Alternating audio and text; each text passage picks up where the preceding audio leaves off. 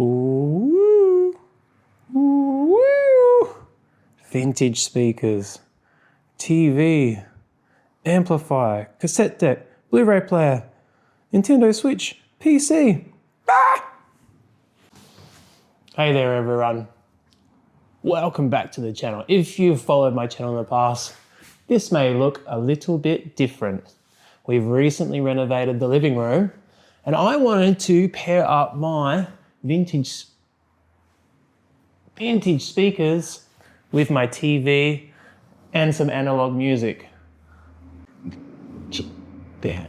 And enjoy all the other things that me and the family want to enjoy, like playing video games. I can stream music, movies, and games from my PC to the TV. Watching TV ridiculously close. The first hurdle for me was that I needed to use bookshelf speakers to fit into the space, which I found at a salvage yard for 65 bucks.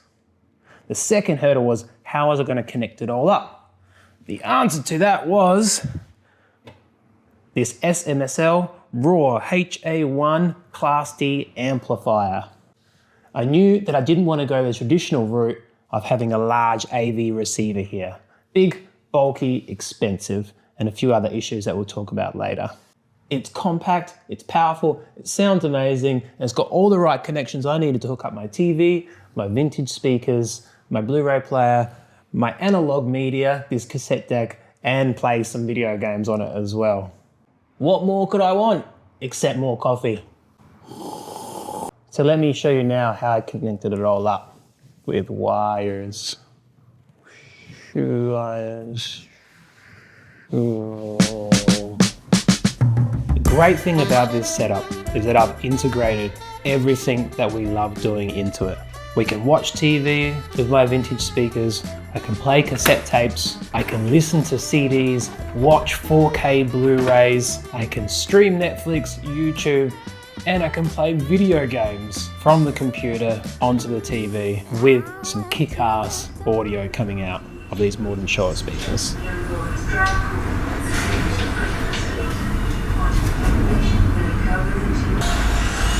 And of course, stream high-res audio, either from Tidal on the TV or Tidal from my computer, or play my FLAC files, which I don't do.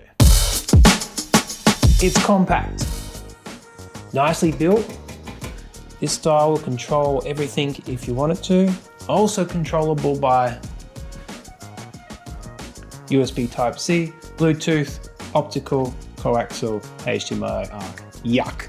Outputs, speakers out, headphones out, your filter, I'm not gonna go into that, equalizer, where you have your tone, where you can choose a bunch of presets, or you've got the option of changing the treble and the bass yourself.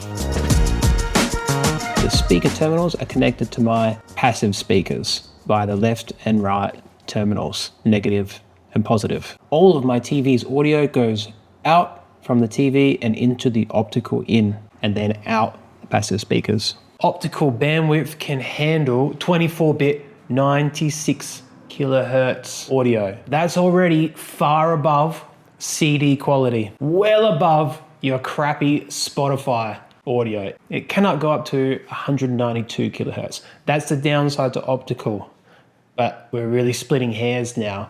This TV that I have does support eARC, but unfortunately, this SMSL amplifier does not. I think in the future, they will add eARC to these small amplifiers, and we will see the final phase out of the optical connection. Obviously, whatever TV or apps I am playing from within the TV, the audio from them is coming out via the optical cable to the amplifier and out my passive speakers. The big difference between traditional AV receivers and the newer Class D amplifiers is that on the traditional receivers, you would usually connect everything to that receiver via the HDMI ports, optical ports, RCAs, coaxial connections, and then one cable, usually the HDMI out, ARC cable, is connected to the TV. So this actually simplifies life. The downside is they're really big, these amplifiers, and pricey. Older models won't have HDMI eARC, but newer models will. However, as you can see, the prices begin to skyrocket. That's not to say that you couldn't find a bargain on the second-hand market. It's just that AV receivers with eARC are much newer to the market, and people are probably not ready to let go of them yet, as there's not a logical upgrade that they could get. My cassette deck is plugged into the left and right auxiliary RCA ports. This brings me also to one of the downsides. It's a small downside, is the lack of phono preamplifier in it, which would inevitably add more size, more cost. But I could easily overcome this by adding a phono preamplifier. The cool thing about this setup is I can play my pre-recorded tapes through the amplifier and passive speakers, no problems. And I can record from my PC via another USB DAC coming out of the back of my PC, an RCA cable going from that DAC out into the RCA inputs in the back of the tape deck. That also brings me to another downside of this amplifier. If you are an analog lover like me, there is no RCA outs or tape out. A computer is plugged into the USB in, playing my digital music or streaming music from Tidal. For digital audio, it doesn't get much better than USB-C in. You get the highest bit rates of audio streaming, and no matter what your source is, whether it's a computer or a phone or another music streamer, the audio will not be tampered with until it gets to the SMSL raw H1 DAC. Then the DAC inside this amplifier takes over and outputs the signal to the passive analog speakers. My computer is also plugged in to a HDMI port, so I can play video games, and it will also stream music from there.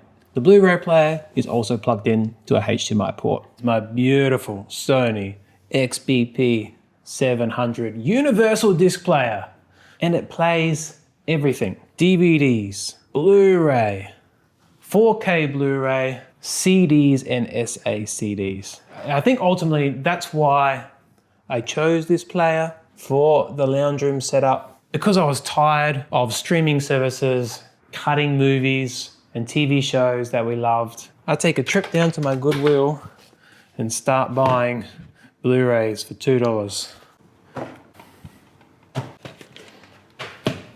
And let's not forget about stack of CDs that I pick up from Goodwill. $2 here, $2 there. I guess the point of this video was, well, I really struggled with the point of this video and the direction, but the point was that you can still enjoy old technology with new technology.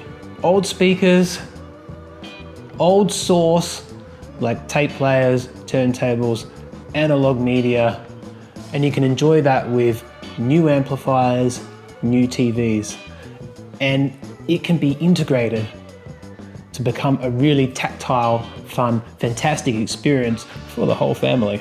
It will be a talking point for friends that come over. You can show off your old speakers and you can still get kick-ass sound from them. Once again, I sort of didn't realize just how much work went into one of these videos. The B-roll, the setup, the thought process. So if you got anything out of it, like, comment and subscribe. Stay tuned for the next ones.